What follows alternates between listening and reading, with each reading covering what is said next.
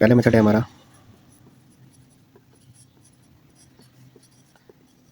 Straight line method of depreciation.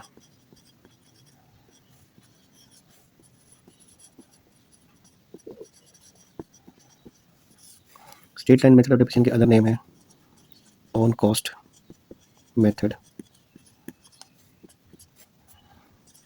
On original cost method. इसमें ये होगा कि एसेट डेप्रिसिएट होगा over it's useful life, same pattern पे। एग्जाम्पल,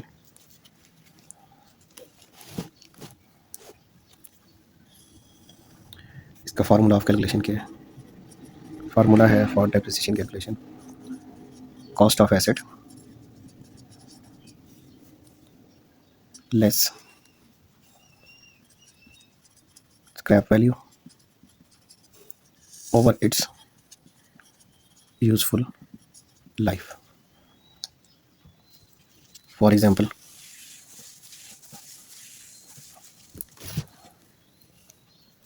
एसेट की कॉस्ट है 12,000, स्क्रैप वैल्यू है 2,000, तो लाइफ उस एसेट की है 5 ईयर। पर ईयर डेप्रिसिएशन कैसे निकलेगी?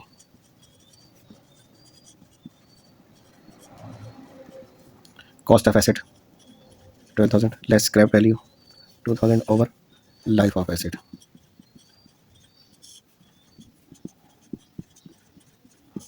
मतलब कि पर ईयर एसेट 2,000 से डिक्लाइन करेगा। इसको अगर हम तो ईयर 1, 2, 3, 4 एंड 5, स्टार्ट में आपका एसेट 12,000 का था, डेप्रिसिएशन जो हमने कैलकुलेट की वो 2,000 की होगी। At the end of the year आपका एसेट 10,000 का हो गया। सेकेंड ईयर आपका एसेट 10,000 का था, 2,000 अगेन डेप्रिसिएट हो गया, 8,000 रह गया।